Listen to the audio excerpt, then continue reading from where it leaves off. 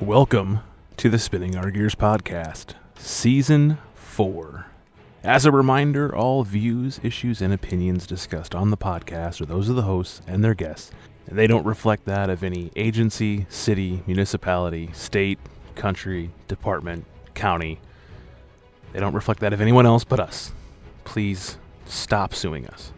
All characters and individuals discussed on the podcast should be considered fictional for entertainment value only. The show is rated E for explicit. If we could make the E bigger, we would, because it is that explicit. Listener discretion is advised. You can catch this show on all the major podcast platforms, including Spotify and Apple Podcasts, as well as YouTube. And don't forget to go to spinningourgears.com. Check out all the cool stuff we have going on over there. Click that Contact Us link. Let us know who you are, where you're from.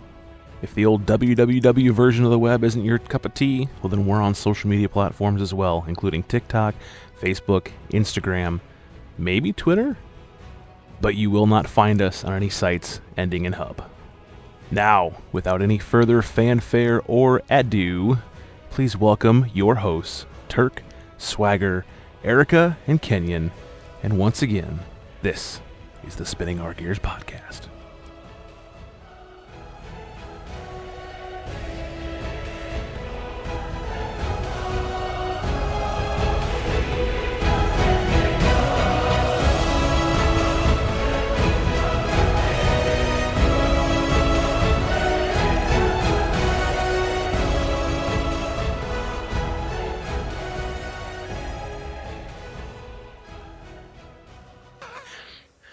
Well, welcome back to another episode of the Spinning Our Gears podcast. We are in season number 4. We hosted a poll this year asking everyone who their favorite guests were and who we should bring back on. And this person was number 1 without contest whatsoever. We had him on. It was actually a year ago that we posted the video, so we would have recorded a little bit before then. But yeah, it's been a year since that happened. We have John Guarnieri. And I don't know how to introduce you because last year it would have been of the Speartalk Podcast. You are involved in so many things now that I hope we get to a lot of them, but you've got everything going on right now, man. Yeah, so still doing Speartalk, and my actual career in the security world is still going strong. But I've kind of got other stuff since we last talked. I started a comic book. I have a poetry book I'm releasing in April. And I have started filming a season 1 of a TV show called Booze, Brews, and Barbecue, which co-stars Barry Kirch from Shinedown, the drummer, and Ty Sherrington, barbecue pitmaster dude in Texas, where it's basically we go into a city and we learn about the history, find like a spot that has like paranormal history attached to it, research that, but then we also tie in beer with the local breweries and distilleries and like the local barbecue. We kind of combine all three, and I think we've recorded or filmed the first 2 or 3 episodes. And yeah, we're going to do a whole season and kind of put it together, but we have ideas to kind of work on that. So it's been a lot of traveling, but a lot of fun, and a lot of kind of it's an idea I came up with during the pandemic that Barry and I worked on, and then we brought Ty in. And so to see that kind of come to life, it's kind of inspiring. But yeah, just a lot going on, but I'm grateful to be back here on the show. Well, we'd love to have you. Last year was awesome. It felt like it flowed really, really well, which makes a podcast very easy. It's what you look for in a guest. So we're glad to have you back. Yeah. Like I said, so much has happened in between a year ago and now. One of the biggest events that took place that I really want to get your opinion on, being former Secret Service, obviously there was the attempted assassination of the previous president, or now president, but he was previous at the time. I don't want any trade secrets or anything, but as the former Secret Service member, when you see that banner pop up on Fox News or CNN, what was going through your head at that point? Super embarrassed. Like a bunch of us were in a group chat as that was going on. Some that were still active that weren't there, obviously, and the people that my classmates have moved on to other stuff. And we're sitting back going, the only way this can happen is if it's allowed to happen. And there was just too much stuff that happened and little things that the Secret Service, you're trained to solve all these issues before they can even come up. And it seemed like, again, like I'm not going to point fingers, but you look at the footage and stuff, and it's like some of the people there didn't look like they were qualified just by their reaction stuff, whether it's holstering, deholstering, opening a door, getting someone off a podium. I mean, this is all stuff we did training wise so much where it was like clockwork. Whereas if you were speaking and that were to happen, I would just jump into and start doing what I had to do. So it's just like the fact there was hesitation and confusion. You're there to, in times of confusion and craziness, to be a steady force. And some of the members of the Secret Service that day just looked super out of place. And that was one of the questions I want to ask, and not looking to put anyone on blast because I'm just small town cop, right? I've never been there. I've never been through it. But the first thing I thought of was the training aspect of that. You talked about the one trying to holster and unholster, and it gave me the impression of someone who trains in one set of clothes and then works in another. Was it commonplace for you guys to train in your uniform, the suit and the tie and everything? Or how did you guys go about that? Yeah, so training was everything. You train for every situation. I mean, if you have a firearm at home, you're training to utilize the weapon at home in the dark, moving from your bed to your stuff. And so anything like that, where no matter what you're wearing, duty carry or what you're wearing to the office or leaving the office on a detail, if you're supposed to be undercover, if you're supposed to be out there with your lapel pin so everyone knows who you are, if you're supposed to be whatever, you train like you train for those situations. Like there is nothing, when you look at those videos, especially of that one female, where you're kind of like, you as a law cop, like you would look at that and must be like, dude, this isn't how this is supposed to happen. Like you're supposed to, just the way like the how she carried it and holstered, it just seems super up her place. It's like someone that should be training. And I think one of the things too, like I guess with all law enforcement, anything we do is like we can get complacent, where you're not trained. You don't think you're gonna have an issue pulling your gun out of your holster. But if you're in a gunfight or being shot at and you have to react, maybe your training or reaction time isn't where it should be. And so it's a gentle reminder that could have been super terrible. We did lose human life there. Families were shattered because of that shooter and stuff, but it could have been much worse. And so I don't know. I think training is super vital. And sometimes I'm even guilty today doing what I do, where it's like if I'm not up on the training and stuff like that, like something could happen, and if it does happen, like people are going to look at you because you're supposed to be the one that you can't really prevent everything 100% of the time, because obviously the bad guys are always conniving and sneaking around doing their thing, but you have to be good enough at your job to react to subdue those type of threats. And the two things that I kind of pulled were, I felt like the first female, it almost seemed like she was running a different holster than she was normally used to, right? Cops love to get new equipment and then they don't train with it. It happens on all levels. And then the other one, they were kind of giving the other female, putting her on blast because of the sunglasses thing where she was looking like CSI Miami. But that reminded me of a state trooper where like they're so focused on their hat because it's drilled into them in the academy that like, I've got to get that hat back on. That's just kind of what was running through my head.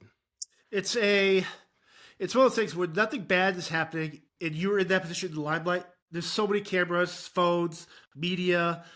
The world is staring at you, so I understand the idea to be presentable. I've always said, like, make sure your gig line, if you're wearing a tie, make sure it's equal, distant. Make sure you don't look like a piece of shit. Right. And so part of the thing is if you look good and look the part, you're going to quell a lot of the issues before they even step up because you look like you're present and you're aware. Like if I get in a situation, I'm a punk kid, and I see a cop roll in with his shirt untucked and pistachio peanut marks over his lips and just unholstered with a triple retention that's not holstered properly, I'm looking at him going, this is a joke.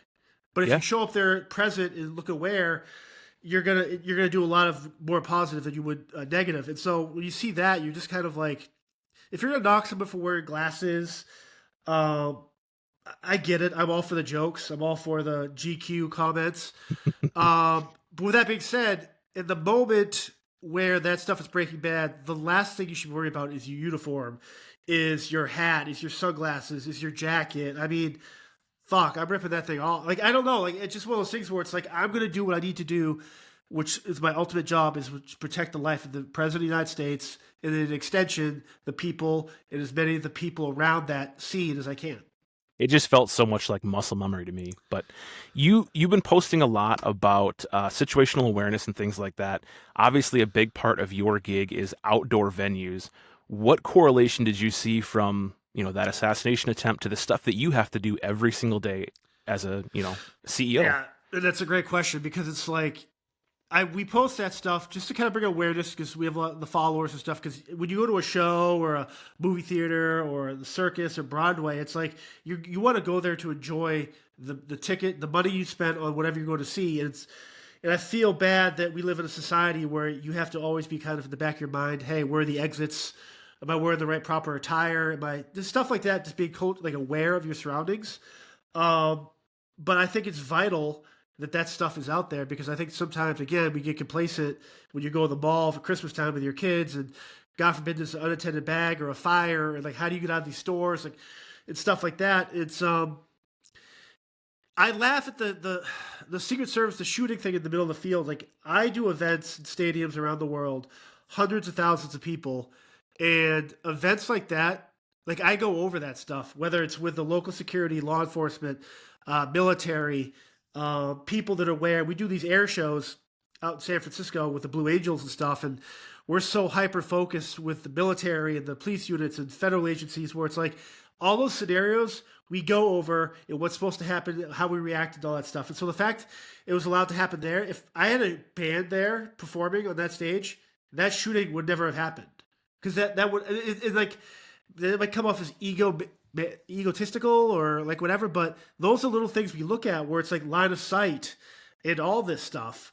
And so now in this day and age, I know drones was another thing that's happened in the last year or so.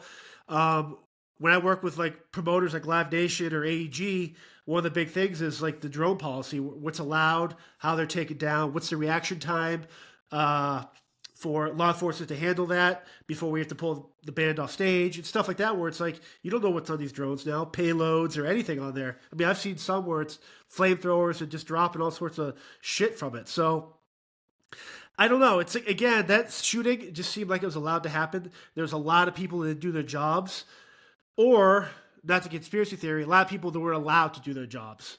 Yeah. And it's unfortunate because there's so many good like working with the Secret Service, you meet all these local law enforcement, fire, EMS, and people. It's like not once to ever feel like those men and women weren't adequate at their jobs.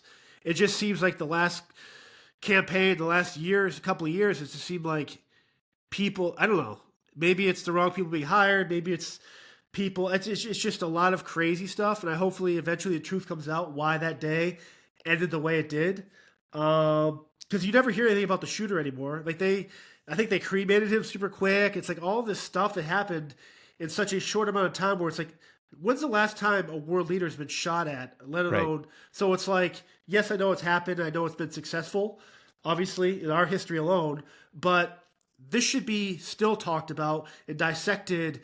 And so I'm just like, I don't know. It's just crazy and mind-blowing to me. Well, and with a level head, too. We shouldn't... What drives me nuts is turning on one news station over the other, and it's so completely ridiculously biased. Like, you can't get the facts like you want. And you're right. We should be talking about it. We should be analyzing it from Secret Service down to the local level. It impacts all of us, and we should be working on it.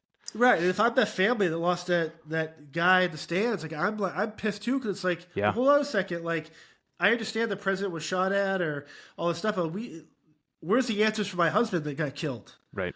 Because now it just seems like everything's politicized, and the truth should never be politicized. And if we aren't smart enough to hear the truth or understand it, then that's on us as individuals. But put it out there because. And you look at this stuff, you look at the Las Vegas shooting years ago, you look at other events that have happened where tragedy, human loss, and yet no answers. And so it's super fascinating to me. So we talked to Lieutenant Colonel David Grossman, and it's last year, and he talked about, especially in his books, it's one event onto the next one because it's polarizing and it's politicizing and it gets clicks and it gets likes. So we forget about that stuff because the media wants us to. So that's obviously a huge issue that we have to find a way to get around that. Yeah, well, you look at the Cybertruck bombing outside Trump Towers. You look at the New Orleans guy that drove into the crowd and stuff. It's like it happens, And then 2 days later, the news cycle goes, oh, no, it was a tornado coming, there was a hurricane, and then boom, maybe another school shooting, and then there's a war that breaks out. It's just like, it's mentally exhausting to try, like, just figure this stuff out. Because we're just people, right? Like, we're all faulty, imperfect humans, and we're getting caught in the crosshairs of this, whatever psychological war that the media, the government, and stuff just kind of puts us in between. It's super sad. It's really, really sad. To shift gears a little bit, you talked about how you're putting out a poetry book. Last year, you told us that, taking hikes and photography was a big thing for your mental health. And I feel like the poetry side of things, from what I've seen through posting, is kind of something you're doing for your mental health, above all else. But how has that helped out for you? Again, great question. It's very, I've always been a writer. I've written a lot. I've short story ideas, and obviously the comic book is from years ago. But like, I've always written poetry, but it wasn't until I started publicly putting out there where it felt like it was taking a weight off my shoulders. When I started the podcast, like, I was obviously, no one knew who I was, and then you start figuring out my background and but a lot of the stuff with, like, personal life, like being married at one time, and how that divorce affected me in my federal career, into my private career, and stuff like that, where it's like, I to be authentic in what I'm doing with the podcast, I felt like I have to put myself out there, to throw myself on my own, I guess, proverbial sword, and let people know that while I may seem confident and happy all the time, like, I do have sad days. I have tiring days where I think of growing old, or I think of heartbreak, or I think of people dying, or friends have committed suicide. So it's like, when I write that stuff, it helps me kind of like deal with it, and I know it helps other people. And so it's just been a blast kind of writing that and putting that together and just throwing yourself out there. And I think for me, it's not about book sales or anything like that. It's about like finding the piece that I have by putting it out there, that if one kid can read that, or because there's some poetry in there I've written, God, 10, 11 years ago and stuff like that. So it's people in my age when they're 20. I mean, I turned 40 this April, but kids who are 10, 15, 20, it's all relatable to anyone. It's been a blast. Like, it's been truly, like you, it's like when you do report writings or incident reports, that type of writing, I mean, it's fun for me, but it's boring as fuck. And like, right. It's super like, oh God, like very template-like. It is very. So this allows me, like, there's no rules in poetry. Punctuation and stuff like that, and like breaking down lines and stanzas. For me, there's so much power in just writing, and so hopefully people find joy in that. Do you feel like you have a certain style? It's more storyteller. I don't rhyme. There's no set lines or breakdowns how I do it. But I find a lot of the poetry is very specific to a moment in my life, that it might be a song or a game or an activity I did as a kid that you might not have done, but it's relatable because it could be something else you did as a child or as you've gotten older and stuff like that. So yeah, I love it. I don't know if you journal or do like, not diary. The word diary for me always seems like super like notebook romantic, but like, right. If you something like journals, or like, I love taking notes, and so I go do notepads once a week where I'm just like different ideas. I mean, it could be a grocery list, it could be a story idea, it could be a comic book, it could be questions I have for a guest I'm recording with, and stuff like that, where it's like, the power of writing is so unique, and that I think more people need to like appreciate it, because I think you're in grade school and you're told to write cursive and write this paragraph 100 times and do this. It's like the freedom just to write is so profound. And, like you said, it impacts people. I've always said one of the coolest things about the podcast is when people reach out to you and they go, hey, this impacted me in some way, shape, or form. That for me always keeps the fire going, keeps it fueled, because you know that your voice or your experience resonated in some way, shape, or form with someone else. Yeah, it's like the thing with podcasts. I know we talked about this last time. It's like there's no rules either here. So yeah. It's like the Wild West in terms of communication. And I just love that. I just love that you can just have these conversations with no censorship and it's just bare bones. Like there's no, I mean, I don't do any editing on mine unless it's like a glitch or like a technical issue. Yeah. So it's like stuff that's said is said. It's like, there's no, if you disagree with someone, it's okay. If you agree, that's okay. but just feel something from it. And ultimately, that's why I love doing the podcast. Yeah, so we just recorded our season 4 premiere, which is going to be releasing here soon. But we talked about it how in season 1, I would go through and I would edit all of the ums and the uhs out because it drove me nuts to the point where I could see in an audio file when someone was saying or but it seemed so robotic and monotonous that I just stopped doing it because, like you said, the genuine factor of it, if you start editing all that stuff out, people are going to be turned off to it. They want to hear real life conversations. Yeah, it's one of those things where we all have those verbal tics too. But I'm not gonna. If I'm doing a security meeting in a festival somewhere, or I'm in a meeting with some CEO talking about his bullshit security procedures, I'm gonna be saying those verbal tics. I'm gonna try not to say them, but when it's this type of thing here, I'm just like, we're just talking. Like, and I think again, the relatability of just being human and just being yourselves, it brings comfort to people too. But I don't know with you, is like I've felt the more I've podcasted, the more comfortable I've gotten to kind of openly communicate without like, because sometimes I write all these questions down for someone, and then I would get kind of pissed off at myself that, fuck, I didn't get to these questions, but then I've gotten so good to the point now where it's like I'll write those as almost like a baseline, but I love the idea if we start talking about something, we go on a whole different tangent. It keeps both of us honest too, and we have to like adapt in real time, which is I think is kind of like a fun part of this thing. Yeah, the type A in me, I've got a list right here. The type A in me wants to have all that down because it's like, hey, I want to talk about that. I'm interested in it.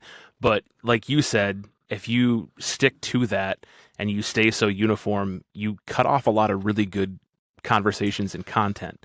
I'm sure, hopefully you noticed this year. I feel like last year, bringing a guest on, I was super nervous and trying to open up that dialect. I feel a little more comfortable now, and hopefully that's resonating.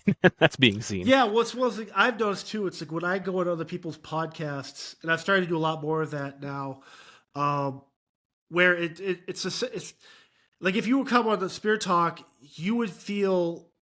I don't know. It's like I don't know how to describe it. It's like you both know what you're doing, and so it's kind of cool to like. My biggest thing is when I go on people's podcasts, I feel like for some reason, I feel like I have to like be the host, if that makes sense. It's a weird to separate because I have questions for you right now, but it's like, it's not my show. Why am I asking you questions? So it's like, it's that type of thing where it's like, how do you balance this? But again, it's fun. Like because I never get to really talk about my life or career in my own podcast because one, I don't want to talk about myself every week. And the guests, unless they're hyper aware of what I do, never ask those questions of me, which is fine because they're not there to ask those questions. But some of my best episodes are with people that know who I am or I've friends with, and you can just kind of open it up, which is like with you and I, it's like we can just talk about whatever. So it's like, it makes it fun. I think I sent you a text last year because I listened to one of your episodes with Eric, and you were like, "I hate talking about myself," and I was like, "Man, I just had you on for 45 minutes talking about yourself." So no, it's one of those. I think the talking about myself is when it's on my own show. Yeah, like because I don't want to take away. The one thing I always tell people that have their own podcast or channel, whatever, it's like, while your guests may come and go, the one steady thing on your channel that people are going to be expecting to see is you as the host. Yeah. And so they already know about you, unless they're finding your page for the first time, and then they're going to watch the old episodes, and they're going to be like, oh shit, this guy's a cop. Okay, cool. He's an author, all this stuff. And then they're going to keep tuning in because you're the one steady guiding light in that world you're creating with Spinning Gears. So yeah, I mean, I love it. Podcasting is, I don't know, like it's one of those things where I look back at the pandemic and I'm like, it's unfortunate that people lost their lives, their livelihoods, they suffered and went through pain, but the people that are able to adapt, or could adapt or allowed to adapt, as definitely the podcast world. I mean, it kind of saved my life not in a actual, like not like a suicidal thought, but like in more of like a, man, how come I never did this before? Yeah. Like, but now it's more of a regret thing. Like, man, all these conversations I could have had years prior, I never did. But again, here we are now, and so yeah. Feel free to ask whatever question you have. We're an open book here, and like you said, it kind of pushes the dialect back and forth. Do you have a plan hard date when that poetry book is going to be coming out? As of right now, it'll be April 19th of this year, which is my 40th. Oh, nice. Birthday. So nice. I'm waiting on the cover stuff right now. I've already went through the edits twice, so I'm locked in with the words. And it's 85% poetry. There's three sections where I talk about. One section where is the idea of growing old. The other one's heartbreak, where I kind of talk more about my divorce and how it mentally affected me. And another one is about my faith. And so there'll be longer sections where it's more like free writing than poetry. But yeah, it's all done. So I'm just waiting on the cover to kind of figure that out. And then Are you doing the cover yourself or having someone else do it? I'm having someone else do it. I mean, I'm super talented at numerous things, but drawing and cover art, like leave that to the real artists out there. And so the guy named Don Noble, who traditionally does a lot of horror, and this is the first time I actually told anyone who's doing the cover. He does a lot of traditional horror covers, but his art is so fascinating to me. And like the idea I have for the title and stuff is super rad. So cool. Yeah, but no, that's coming out April 19th. So speaking of, artwork and books and things like that, you mentioned also you have a comic book series out, which that's so cool to me. Like everyone remembers as a kid, sitting in class, being bored out of your mind and doing a panel, right? Like you have taken it though and gone above and beyond with that. What was the drive for you? Was that just, hey, I used to do this when I was younger? Was it, I love reading comics and I want to do it myself? How did it come to, it's time for me to do it? Yeah, so growing up, like product of my dad and my uncles, comic books, having all their collections, Marvel, DC, Archie, whatever it was, like I loved it all. Watching the He-Man TV show as a kid, the Ghostbusters, Herculoids, Space Ghost. I loved all that stuff. Johnny Quest. And so for the last couple of years, I probably started, I'd write these ideas down where like, this could be a cool short story. And then I originally wrote this short story before the pandemic. And then a friend of a friend said, hey, this guy is collecting short stories to start a comic book type thing, like a Creep Show meets Twilight Zone type thing. You should submit your stories or whatever if you have any. And so I did that. And then it kind of like, I was like, holy shit. So I started to expand the world. Where the first 3 issues are out now. I've written the first 7. The first 6, basically 3 acts. The one act, each act will have 6 issues. And then after the 6th one out of the Cult of Machete with Machete Comics, it's going to become its own thing. And I have some cool ideas with how I'm going to make that into like a big like book. But yeah, I've always grown up loving World War II history. And the idea, it's very supernatural horror.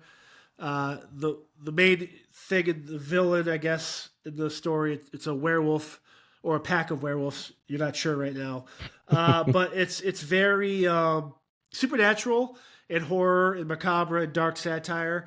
But as much as I could with like the military uniforms and the weaponry and the tactics and like the locations, that's as much steeped in fact as I can. Cool. So it's been fun kind of combining my love of history like that with the over-the-top, gory, whatever. So, like, fans of, like, I picture it like Saving Private Ryan meets, like, Dog Soldiers.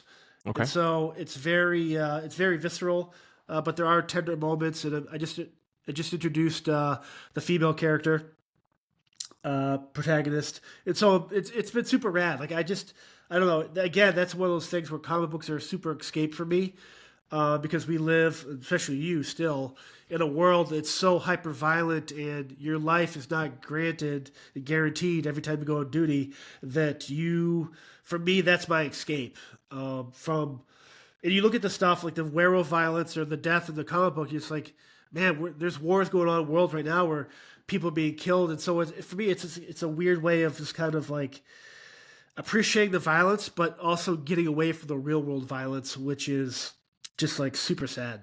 Yeah, you got to turn it off every now and again for sure. For sure. This part is probably going to be where the listeners turn off. It's what interests me though. What does it take to do it? Like to write and create a comic book and then publish it. I mean, obviously, when you've got a graphic comic book or graphic novel type comic book, the pictures aren't all lined up. You know what I mean? It's spilling off the page a little bit. How does that even work? So I write the story. Mm-hmm. Everything's like so. And then Machete Comics is what prints the comics. So Chris Cochran, and his wife Lonnie, she does all the line work and the shades and colors.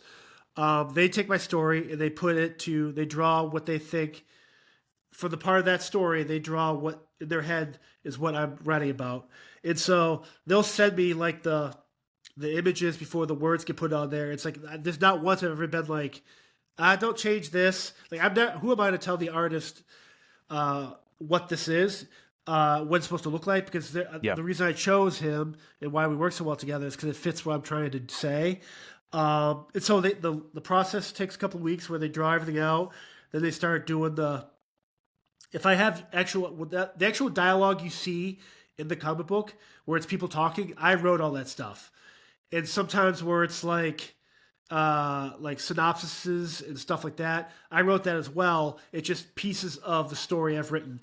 And so the actual whole story, I think the first act is 17,000 words. And so that is like, he breaks it, there'll be 6 comic books where he kind of, like, he full creative reign to, he'll ask me, like, who do you think this character kind of looks like? But I describe them well enough in the actual words where he's able to draw what he thinks I'm trying to say. And it's been awesome. And so he's got some stuff coming out lately with new characters that people are going to be blown away by. Because, I base them on famous people or, like, people in my life I tour with or stuff like that where I'm like, oh, this guy would be a perfect bartender, or I need to kill this person. So that it's been fun just kind of doing that creative process, but it takes a team. And then they send it off to get printed, and then it goes from there. I can't wait to see me dead in a comic. Yeah, you'd be surprised. So now on to the big news, man. You talked about it just a little bit ago, but you started your own TV show, and that is just like mind blowing to me. Like for me, from the the content and the creative side of things, this is like the bee's knees of everything, man. You mentioned it earlier, but you started a paranormal show with Bert Kirch. And I'm sorry, how do you pronounce the guy's name from the barbecue? It's Barry Kirch from Shinedown and Ty Sherrington, Ty Sherrill. Barry, not Bert. Yeah, I'm an Bert idiot. Kirch. I'm going to start calling him Bert, though. I'm an idiot. Yeah, so we got together, did that. We're filming the first season now. We've been to Fort Worth. We've been to Memphis. We're heading to Charleston. And then we're going to do stuff in Gettysburg and Milwaukee. And then we're going to pick like 8 or 10 cities the first season, one of which might be international. And just film as much as we can, get what we want to get. Whether it's attached to the barbecue, the local brewery stuff, and then the haunted historical stuff.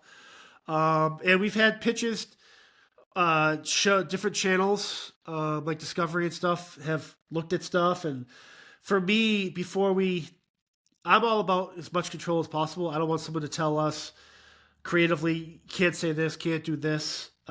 Since we have full ownership of this idea and everything, I want as much control as possible. Now I get exposure and stuff like that, but there's nothing stopping us from putting it out on iTunes and Netflix and Amazon ourselves. So it's just a matter of how much work we want to do and how much we believe in ourselves to like bet on ourselves. But the footage we've captured is amazing. We've had some incredible guests that have kind of popped up. Other band members, Lee Waddell, who's the original Ghostface in Scream 1 and 2. Other actors are coming up, paranormal investigators that are famous on other TV shows are coming on our show. So it's been a super unique experience, a ton of laughs, learning a ton about the paranormal world and stuff like that, like appreciating like that type of investigation. And as a fan, again, of a sucker of like his history, learning about different things. And when we go to Gettysburg, I'm reading about researching all these Gettysburg stories, like all these battles again that I did in grade school. But here I am as an adult getting to research it and actually experience stuff in real time. But yeah, no, it's fun. I tell people all the time, if you have a passion project, don't sleep on it. I mean, time eventually is going to kill us all. And so I decided, at first you're like, Barry, do you think we could do this? thinking he's like, well, Joe, what are you, nuts? Because this is an idea I came up during the pandemic one night drinking live on Instagram. And I wrote it down. A couple days later, I'm like, fuck, dude, really? And so I bring it to Barry, and then he's like, dude, yes. So we tried to find the right barbecue person was the tough part. We had ideas, but we finally got to meet up with Ty, match made in heaven. So it's been super awesome. And it's called Booze, Brews, and Barbecue. It's on TikTok, which sucks. It's on Instagram, Facebook. We have the website. So information will start coming soon about where people can watch stuff. But in the meantime, we're just going to be posting reels and clips and stuff and interacting with people. And I absolutely love it.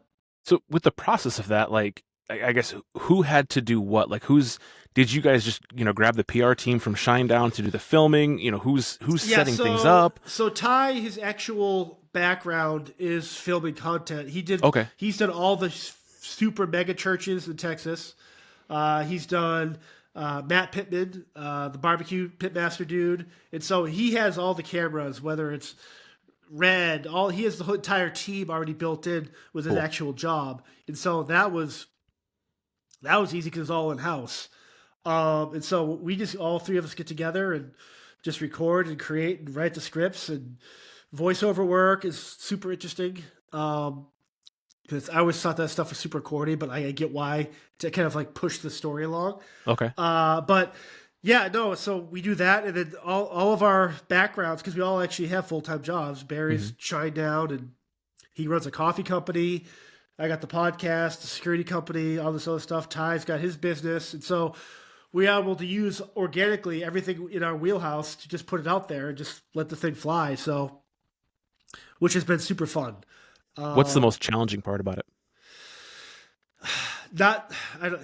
Making sure. It's a good question.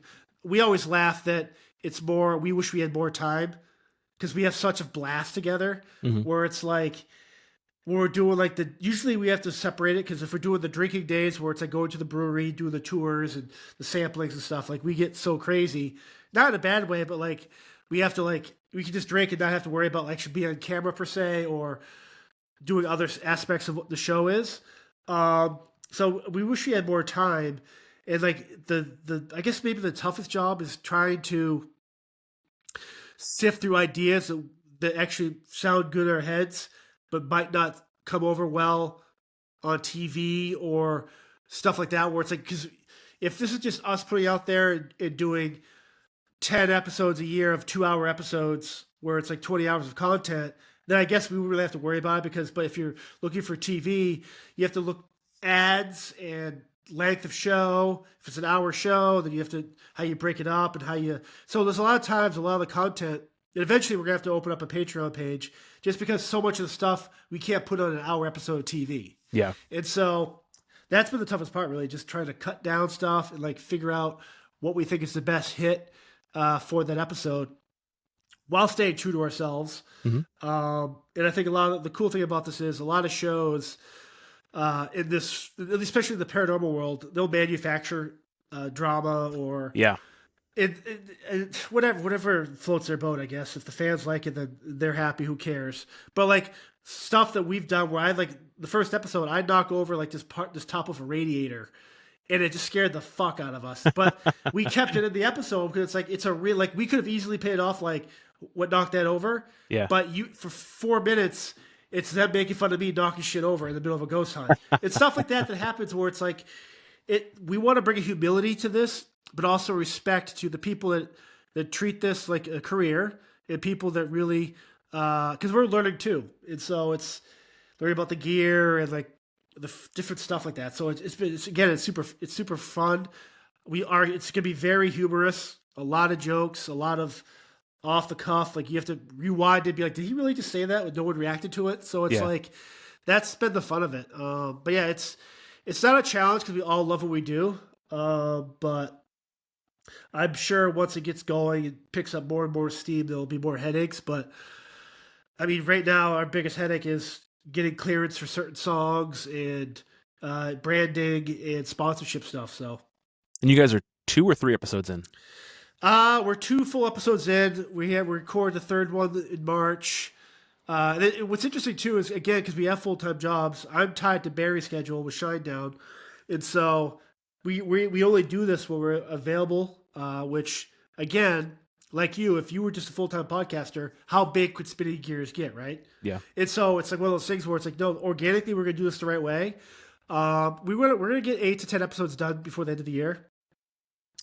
But yeah, it's, again, there's no end in sight. Like we probably have 25, 30 cities already marked.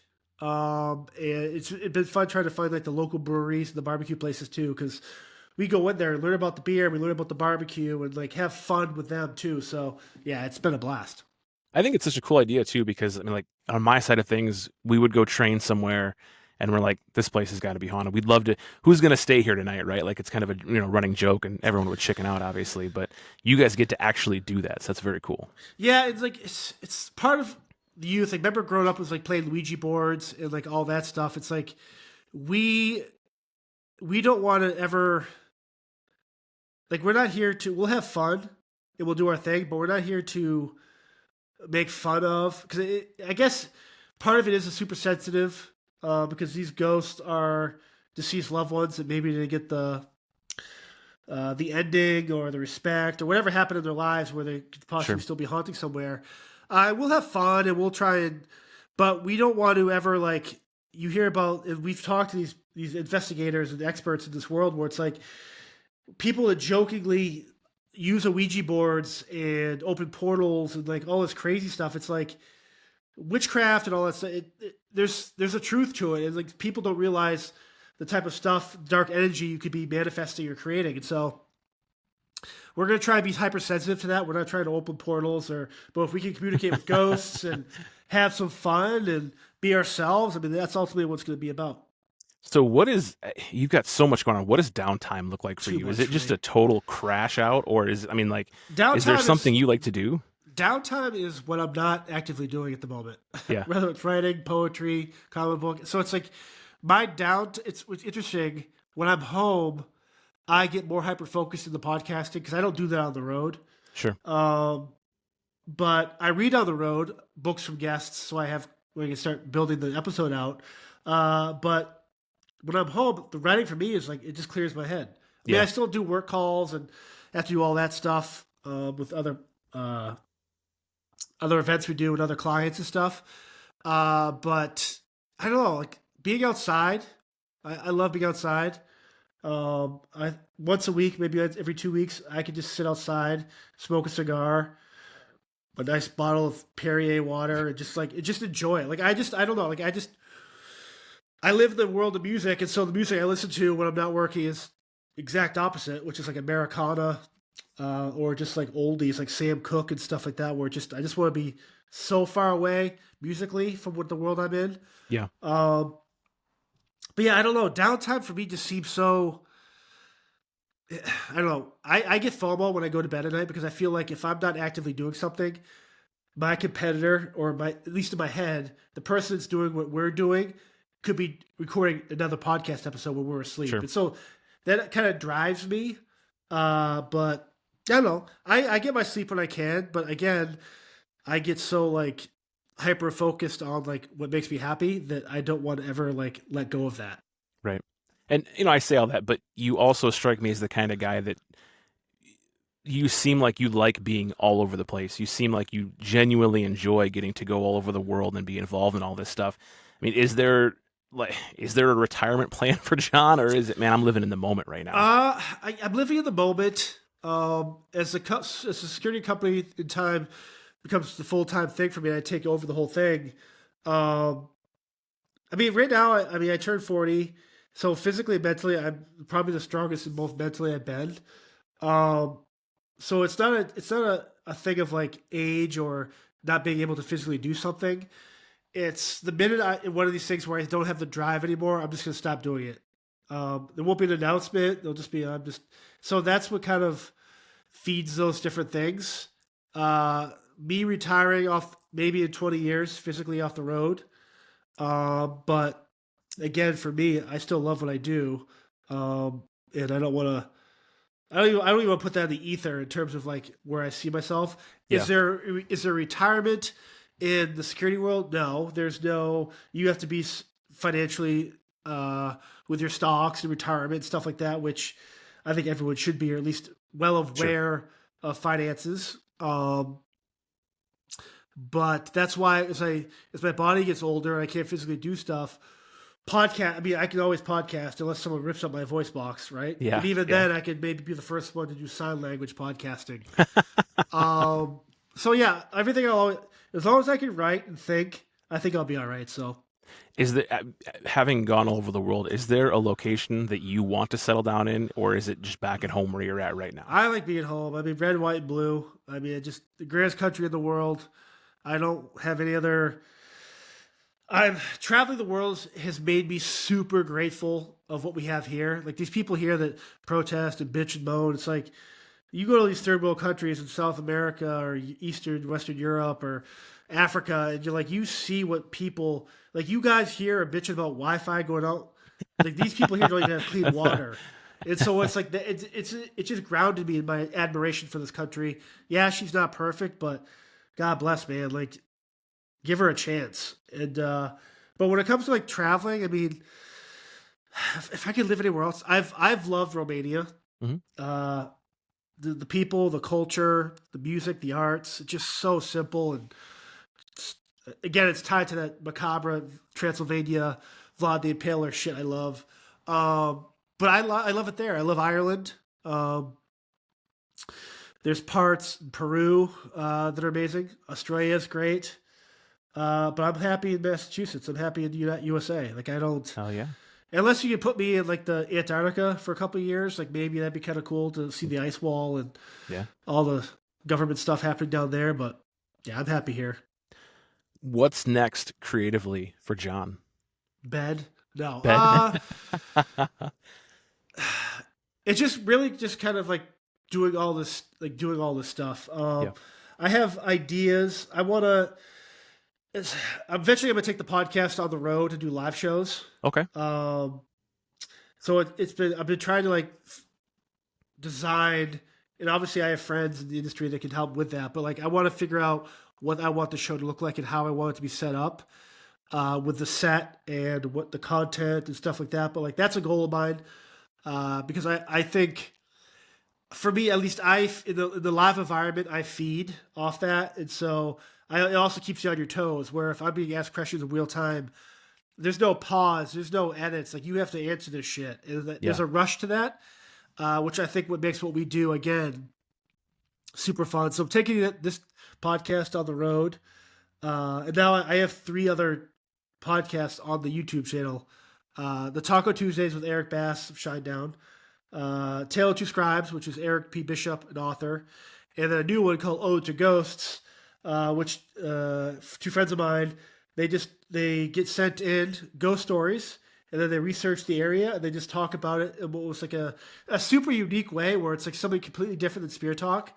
And for me, it's like it's all about like if people are going to dedicate a couple hours a week to the brand, I want to provide them with enough content that's not only authentic, but just a breath of fresh air that's different. Where like it's like you value your guests to listen and watch, so it's like you want to keep putting out the best content you can and give them. And for me, putting other podcasts of people who have different ideas than me on there allows them to like get different takes and approaches to life and stuff like that. So I love growing that. I'm almost to 50,000 subscribers on YouTube, which if it was a full-time job, there's no doubt in my mind it could be so much bigger. But the fact it's taking this long is super endearing. It makes me so happy because I'm slowly building a loyal fucking group of people to support the show. And no sponsors. No one tells me what to do. I've turned stuff down. And again, I love having the full control over just doing what I do. But not saying I'd love to have good sponsors. But the thing is, if I'm not going to sponsor you or want you to be a sponsor if I don't believe in the product. Sure. Like I'm not doing the tug toner or the Woomba or the shake weight, the shake weight or the red pills for the gas station boner pills. Sorry, it's not me for that what I'm doing. So that with that growth, you don't have a manager or anything, right? Like you're doing all the social media stuff. I do everything on my own. Crazy stuff. Yeah, it's a full-time job, and it just sometimes it's like, fuck, do I have to keep posting this? But like, as you know, an algorithm on Instagram is different than Facebook and X and TikTok, and it's like, I don't know, my audience, it skews like 55%, 45% female, but it also skews about 50-50 in like 18 to like 30, and then like 60 to 75. So for me, it's like the older generation might be on Facebook more than Instagram or X. Sure. Or they don't even know what the hell TikTok is. And frankly, either do I. Right. But the younger generation is more on X and Instagram. So it's like you can never assume that just because you posted a piece of content, like, hey, episode whatever with John on Spinning Gears is out, that everyone sees it, because half your audience might have Instagram or X, or they might not be on social media the first day of the week when you post. So it's like trying to play that game was the most difficult thing for me to like visually and mentally prepare for.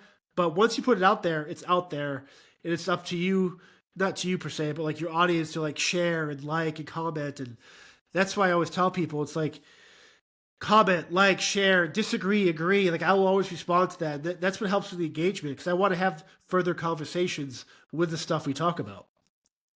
When is John going to be in a superhero or horror movie? I feel like it's got to be coming.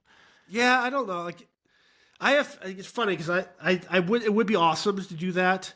And if organically, at least for me with the TV show stuff, it's opened my eyes into like what's the potential. Yeah. But I think my greatest thing would be if my story idea became a movie or a Netflix show or stuff like that, where it's like, that's maybe I'm not meant to be in front of the camera. I like doing my podcast stuff and my ridiculous shit I do on my personal page, but I don't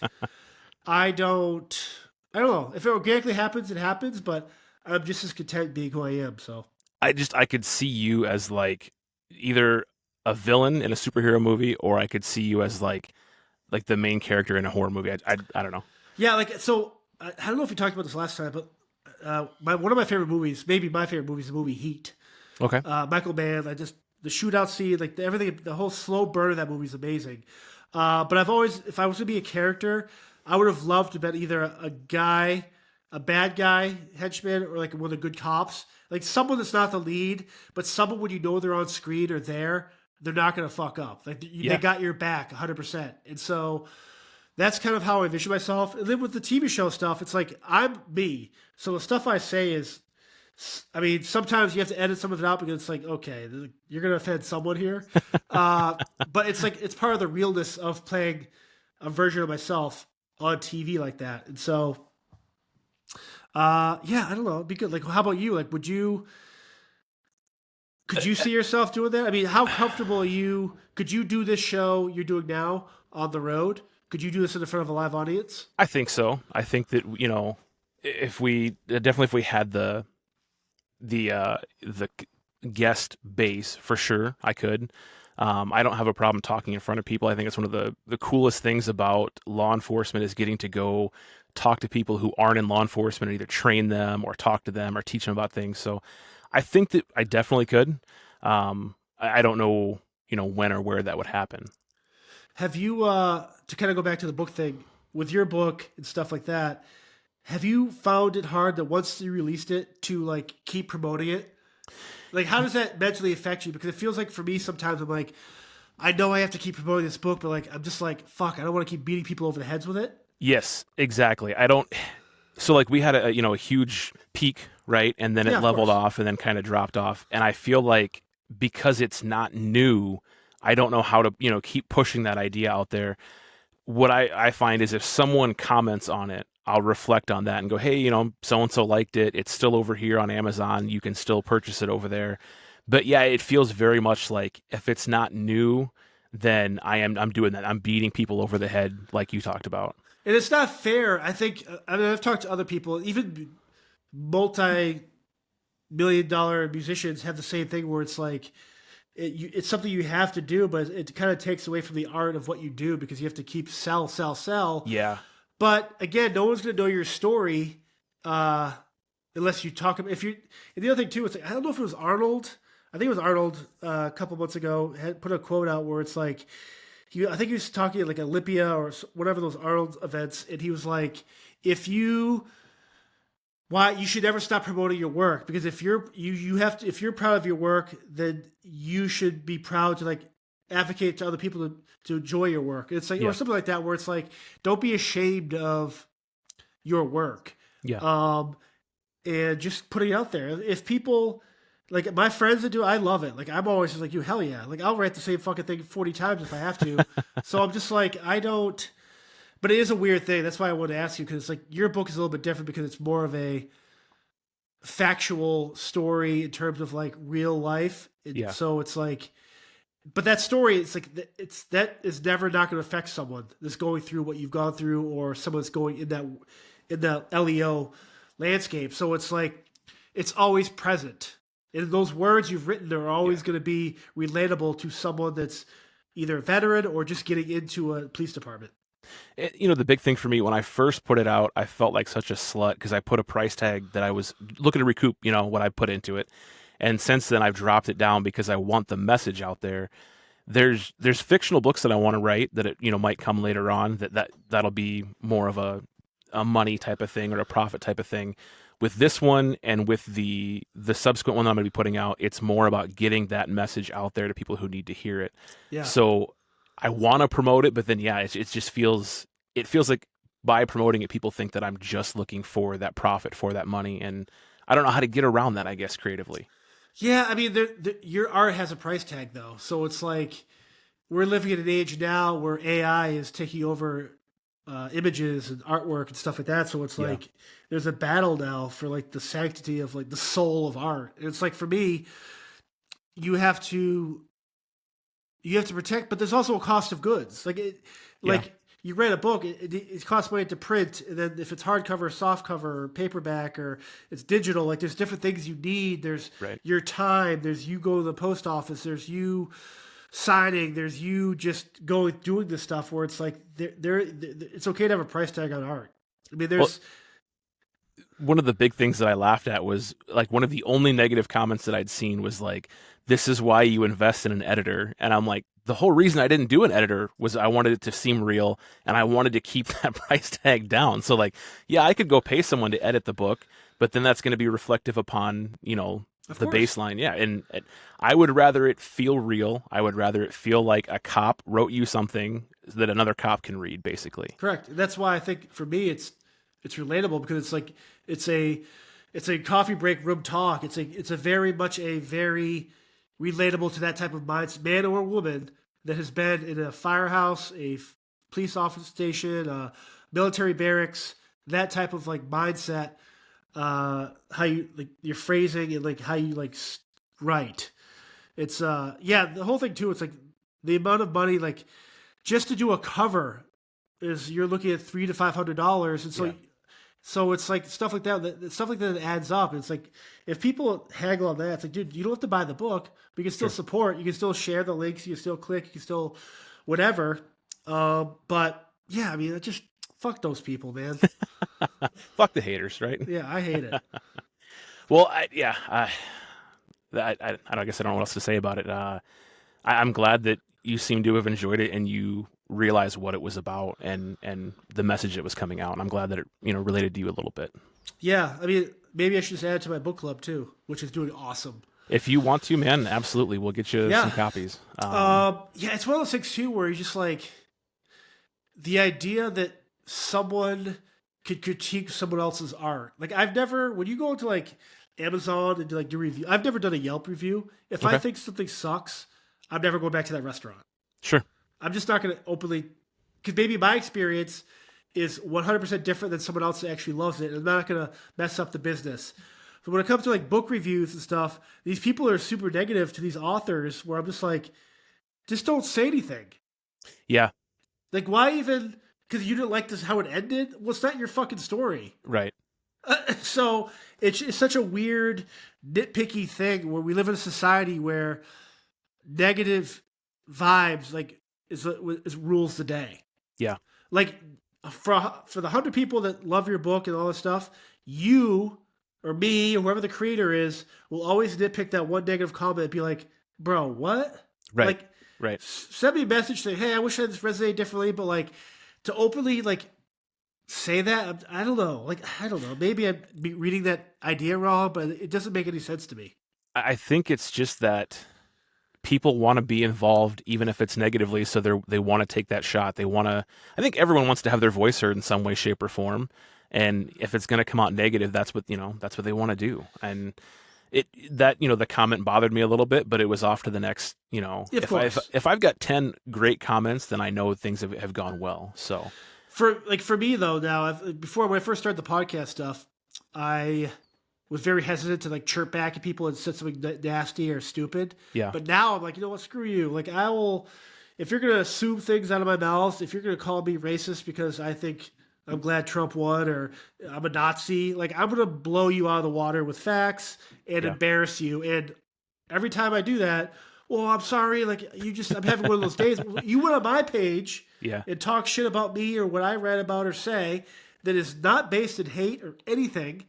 And it's just my own opinion, and you come here and name call me or say something stupid about my podcast or I think my it was poetry. You. I'm like, dude, I will blow you out of the water. Wasn't it you that snapped back at one point where you're like, shut up, you don't have to listen? Yeah. I was like, for sure. Whoa. Right. Like, I'm just like, but it's like, I have a bite too. And sometimes I know we have to like be the bigger person and let that stuff slide, but I sometimes let people know, like, hey, I'm still a big dog, and I will bite you if I have to. So it's like I'm super protective of that stuff, especially with my friends that release music or books or art paintings, and people are negative. I'll chirp on those people. They give me the attention because it's not fair that people put their life and blood, sweat, and tears into this, and you guys, it's so easy to write something shitty instead of not saying anything at all or being like, hey, or just the fact you watched it, it's a win for me. Yeah. But now, by you talking shitty to me, you're going to create more engagement because I'm going to call you out. And so, double thank you. Yeah. I don't know. It's unfortunate we live in that type of society that everyone is always kind of looking to cut someone down. But I don't know. It's okay to disagree. It's okay to not believe something or not whatever, but like, dude, just do it in a civil way that's like productive towards like maybe finding a common solution between both people.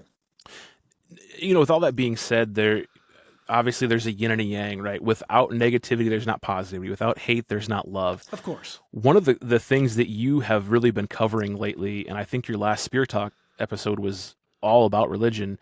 You've talked about the good versus evil and the love versus hate. Is there, I don't want to say like a mantra, but is there something that you've experienced that you get to live by right now to help bring out the good side of things? I think I'm just super grateful. And I've talked about like my dad's been through a lot, brain aneurysms, coma, strokes, all sorts of crazy stuff the last 15 or so years. And so it's put a perspective on that on top of everything I do, when I'm home, I'm also a caretaker. I help my mom with my dad. So it's like, there's a lot that my life, personal life, that people really don't know about or see. So again, back to your other question you said, that's kind of like what I do in my spare time. And so I find that I was born and raised Catholic in a Christian households, and I've always been that person. And then when my dad got sick, there was a part of my life where I got very, not anti-God, but more like, fuck this. Like, I don't get it. Like, why are you doing this? And then as I got older and see my dad never complain, never bitch or moan, just go through life and learn how to walk 3 or 4 times now or stuff like that, where you're just kind of like, man, if he has such gratitude and grace, why can't I?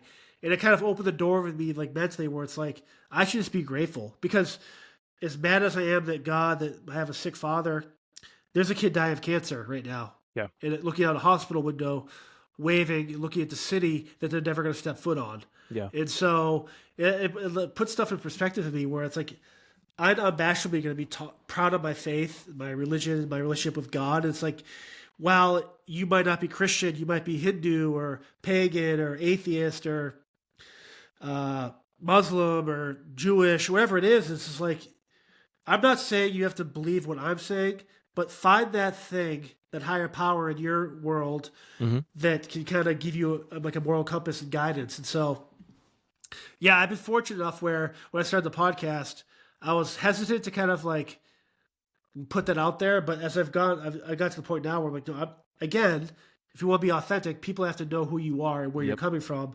And so I've had a lot of guests from artists to reality stars to actors to authors that now a lot of stuff we talk about is faith and their relationship with God or their religion and stuff like that because it peels back a layer of who they are and what they do. And so, yeah, I just recorded today with Matt Bradley, one of the stars from Deadliest Catch. Okay. And we talked about the Deadliest Catch stuff, but like also his addiction recovery and his relationship with God. And so it's like that type of stuff where it's like, it's just fun to me to just, I'm going to be 100% myself. I'm not perfect. I'm just not, but I'm going to try my best and just be grateful that I have someone out there that I can just appreciate. One of the scriptures that I just read recently was that, the questioning of faith, although not good, it's almost natural, right? And the questioning is almost what brings you back to your faith even stronger than it was beforehand. We all have things that are gonna make us question or gonna make us ask why. And you have to remember that God has a plan and you might not see it. And even though you want to know what it is, it's there. And at some point it's going to come back around full circle.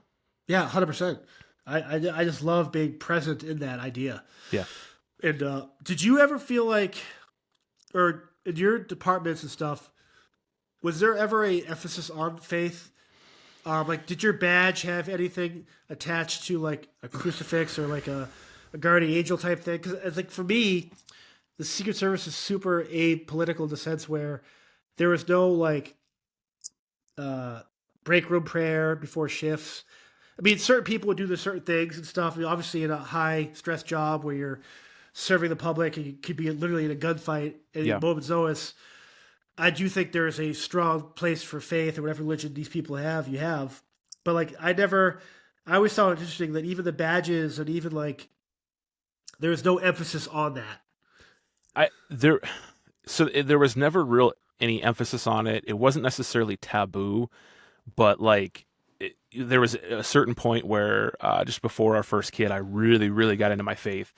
And so I took that leap of faith and I was like, hey, if anyone wants to have a prayer group, if anyone wants to, do something before shift, let me know. And it was amazing the people that you saw come forward that you found out had a really close connection to God.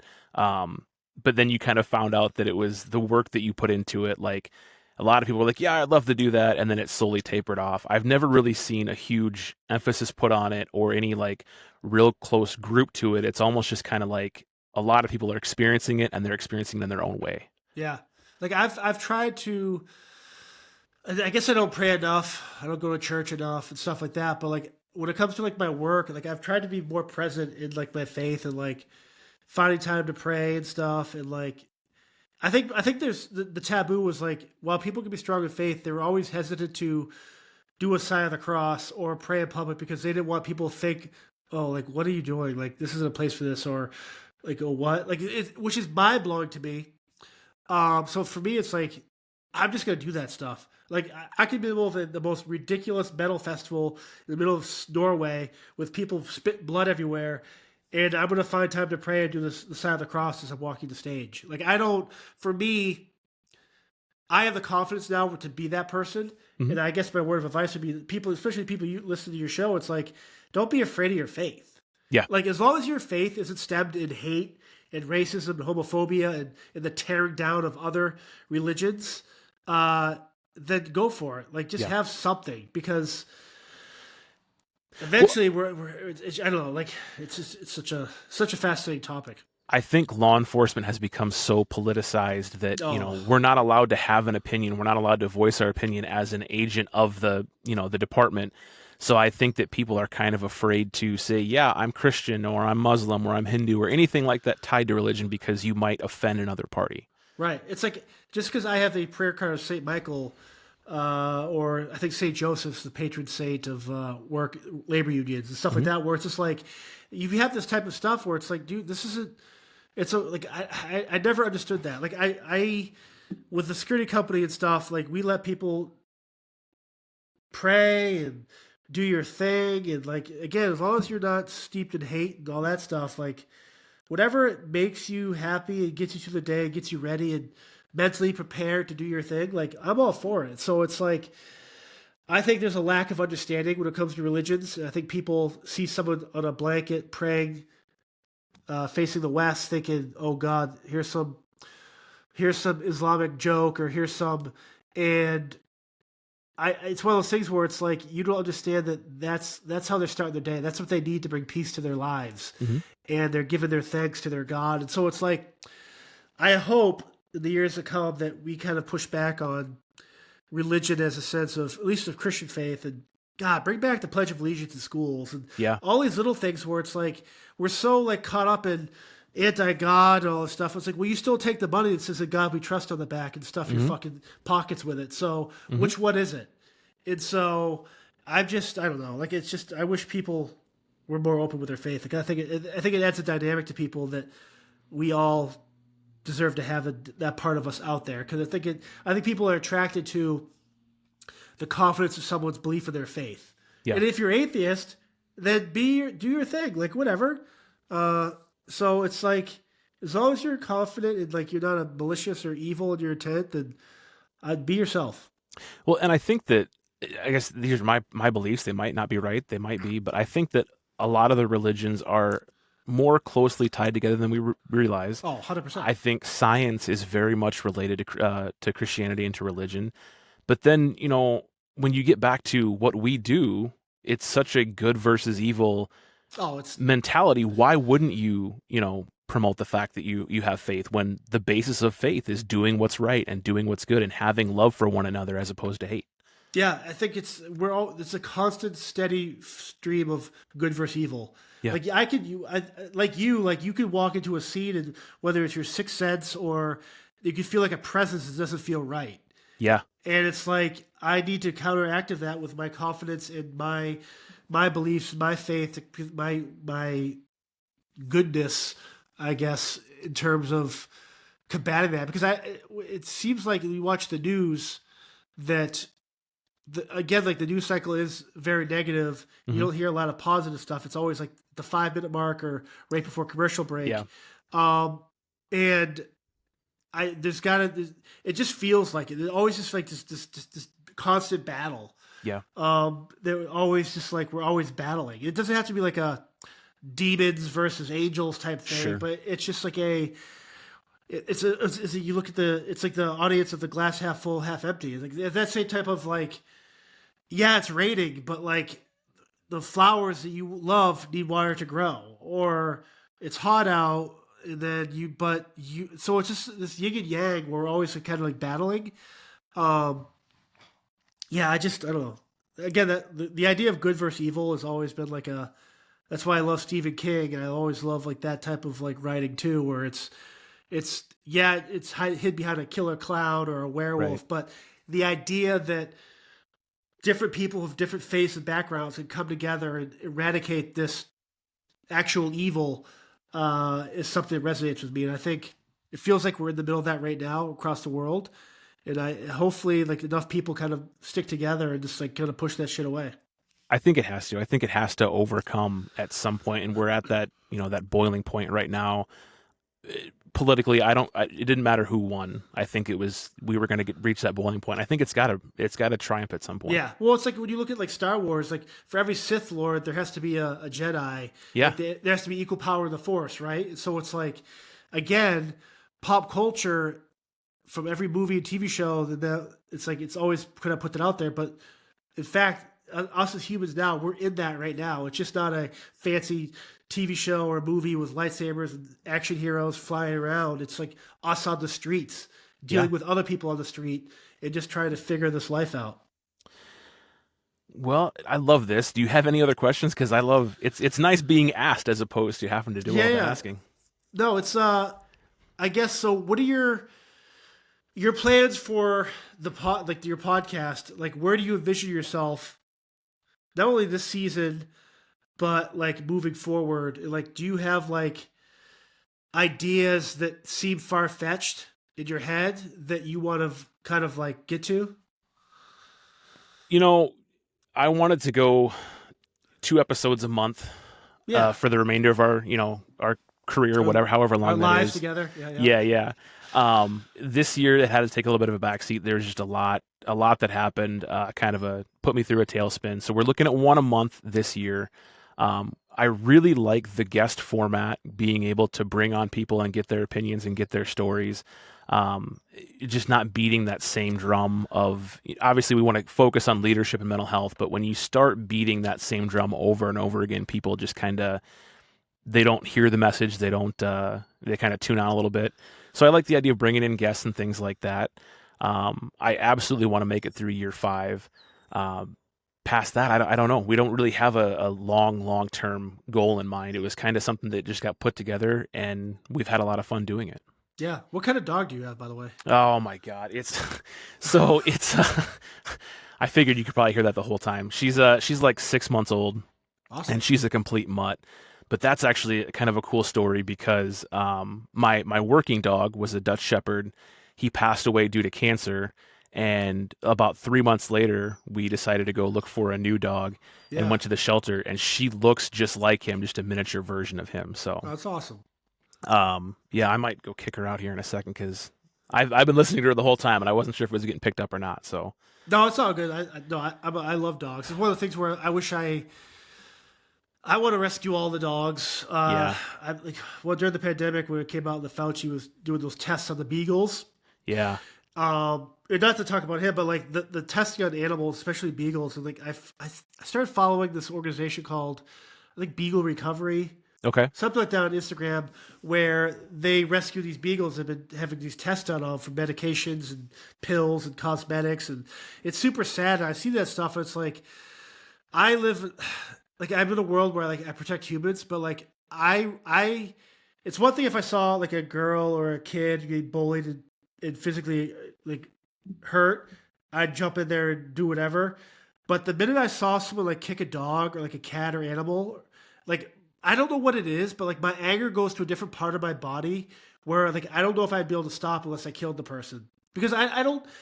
And while it's like the dogs can't defend themselves. Sure, they can bite Right. and they can scratch and all this stuff, but it's like, dude, like what are you doing? And so like I've always loved the idea. Like I wish I could adopt animals and live on a farm, but like with my work schedule, I don't have kids, and so I know with you, that's a whole different dynamic. But like leaving kids to go to do what I do would be tough on me. And the people I work with that do it, like they go through sick days, they go through a mental gamut of all sorts of stuff because they're not there to be the other parent.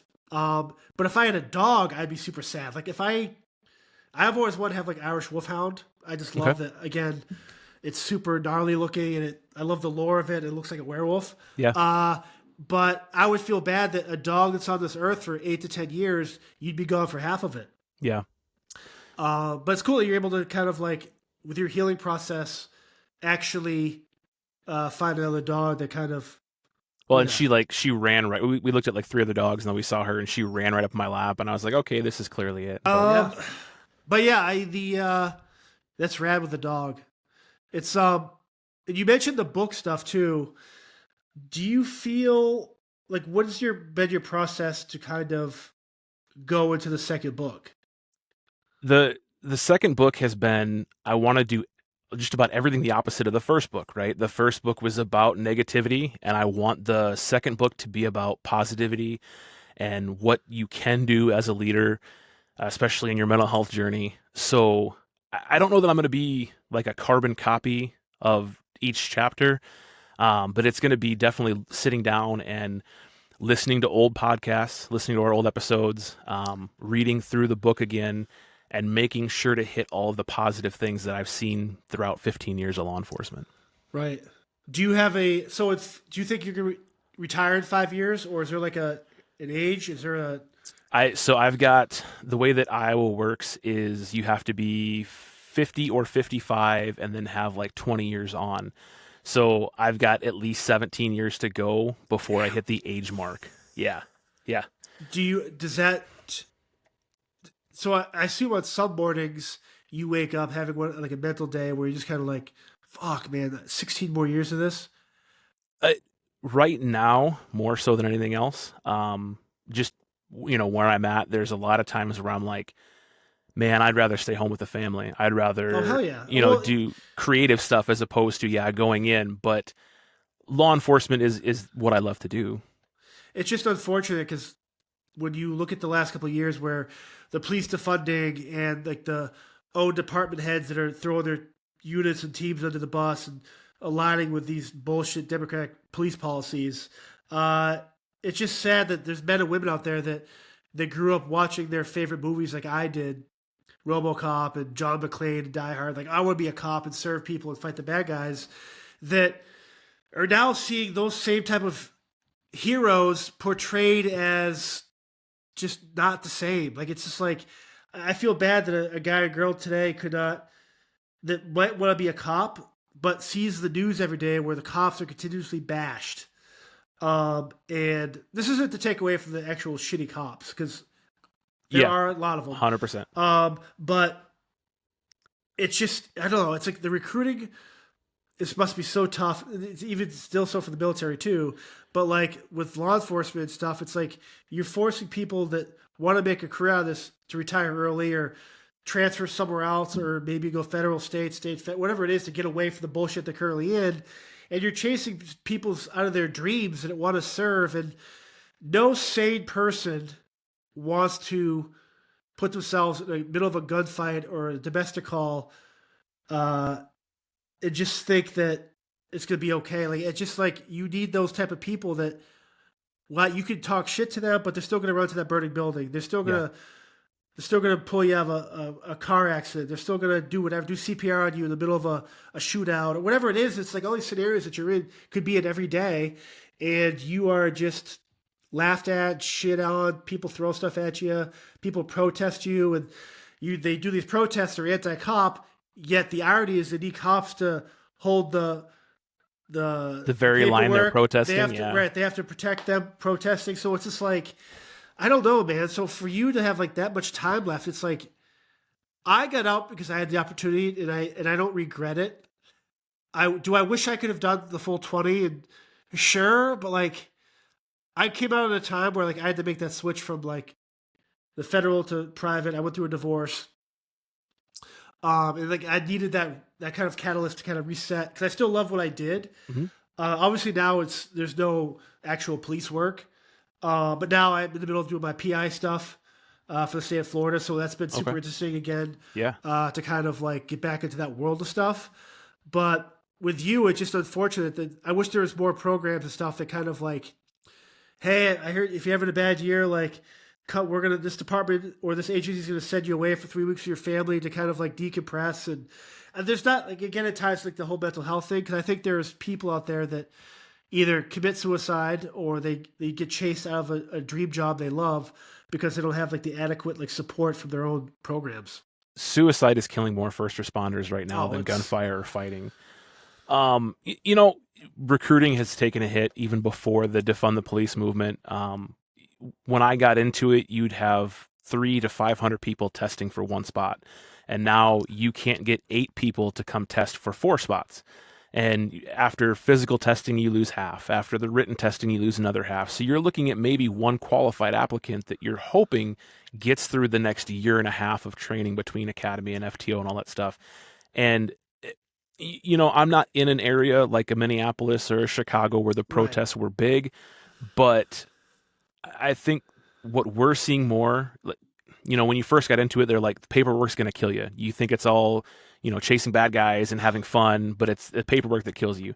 Now I think what's really affecting people is the idea of, and it's controversial, but the admin who aren't stepping up and who are throwing their guys and girls under the bus, not even for major incidents that are taking place, but for little things that are happening within the department where the admin and the leaders should be stepping up and they're just not doing that. And I don't think anyone realized they'd be getting into a career field where it's a nationwide problem where you don't feel safe going into your own building. It's huge. People are more worried about their own promotions than they are standing up for the people that they were in the same class with. They just happen to whatever the job lined up. Yeah, it's as a leader, for me, it's tough because when I do these events and stuff, it's like you have 30, 40 people under you that look up to you. It's like I have always treated it where you reprimand in private, you praise in public. You build a rapport with each person individually. Yeah. That they respect the boundaries and stuff like that. But you also, they want someone that if they mess up, but you still take their backs, even though you know you're wrong, against whoever's accusing them. It has happened a bunch with me where it's like, I knew my guy or girl messed up and didn't do the right thing, but you know what? You're not going to talk, you can't talk, I can talk shitty to them and you can't. What are you talking about? So it's like they see that and they build that trust and like, fuck, I want to work here because, man, I messed up and he read my ass, but he got in that person's face and didn't back down. It's like, in my industry, it's like I always treat it as, yes, the customer is always right, even when they're wrong. Yeah. So I kind of look at that as my people, where it's like they're still my people. And if there's an issue, then maybe it's on me as a supervisor or leader to maybe I'm not teaching the right stuff or I'm letting stuff fall through the cracks with my team. But I always looked at that stuff where it's like, dude, I'm licking my lips for the opportunity to get on someone's ass. Yeah. Like when I tour and stuff happens backstage with like locals or different stuff like that, I don't like altercations, but it's one of those things where I'm not afraid of them if I have to. And so I love getting people's ass if they're messing with my crew or they're doing stuff where it's like, dude, they want to see that type of commitment to the idea of what this team really is. And this isn't about titles or jobs. This is about, hey, we're going city to city as a traveling fucking circus.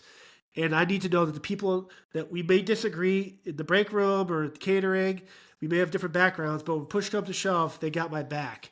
And I'm fortunate in that because with the Shine Down the Motley Crew camps, like everyone has their backs 100% with that. So I can it's such a cool feeling to have that kind of like that power where it's like we're unified in that front. There's always a coachable moment is the thing, even when mistakes are made. And obviously there's certain guys and girls that, they have to be reprimanded or they have to be whatever. But as a leader, it's your job to coach first. And if you're sliding paper across the desk or if you're, giving some sort of sanction, they should know that it's coming because they've been given chances and they've been given an opportunity to fix the problem and they just haven't done it. Right. Yeah, that's super fascinating. It's such a. What other guests do you want on your show? Have you? We've been super, law enforcement oriented so far. I'd love to get, some other authors, some other leaders. I think bringing the lieutenant colonel on was awesome. Getting, a national or someone who's been all across the country preaching just leadership and also gospel was pretty cool. We're open to quite a bit as long as, they're cool at heart and they're not. They don't have something underlying they're looking to get done. Yeah, of course. Yeah, it's always tough. I've kind of lucked out with that because I reach out to people I want to talk to and I try and make it work. There hasn't been a person I've reached out to. There's been a couple that have been like their handlers have been like, well, we usually don't do this type of podcast and then I just go around them and go right directly to the person because these handlers don't know I know these people direct, and so right. I kind of wink at them, go, no problem. And then they see a week later I had them on the show. I'm like, what? But yeah, I'm trying to think there's a bunch of people I'm thinking of that I've had on my podcast or people I know that they're authors that have served in a federal agency or law enforcement capacity. Right on. But yeah, I just love what you do. It's very, you come here and you can talk about life. And it feels like if there wasn't a camera on, you and I could still have this conversation. And not be like, feel like we're serving a podcast, if that makes sense. Yeah, 100%. We're not looking to give presentations here. We're looking to have real life conversations that people can relate to. So yeah, no, I love it. I love that you've got the humor too. Because sometimes I've done these podcasts where I'll say something and then they're afraid to laugh because it's just like, is this person like a psycho or like what? I don't. But it's like the human aspect of that reaction, whether it's emotional or laughing or getting angry or hopefully it's not angry because you're bringing the right people, but like stuff like that where it's like the live emotion of that stuff super rad too for this whole podcast game. We do have a couple of satirical guests that are going to be coming on. I think people are going to like. I don't know how that's going to play out. I think it's going to have to be a little more scripted, which we aren't we aren't used to, but I think to get the satire part of it out, we're going to have some sort of a dialogue script. So, yeah. Well, no, it's awesome. This has been a blast, man. I love it. I love having you on, and we'll definitely have to do it again, maybe this year, maybe next, maybe make it a yearly thing. I love it. I'll have more shit done. You'll be doing other shit. It'll be awesome. 100%. I think that is a natural way to bring this one to a close. What I want to, tell everyone that's listening or watching in, please go do something good for your fellow man or woman. It does not have to be anything big. You don't have to go buy someone their supper. I think sometimes just having that positive interaction as you pass someone on the street is what we're going to have to do to fix a lot of the things that John and I were talking about. Just give them a compliment, give them a, hey, have a good day, something like that. Please do something like that for your fellow man or woman. And then on the other side of it, stay safe, because we'll get to this together.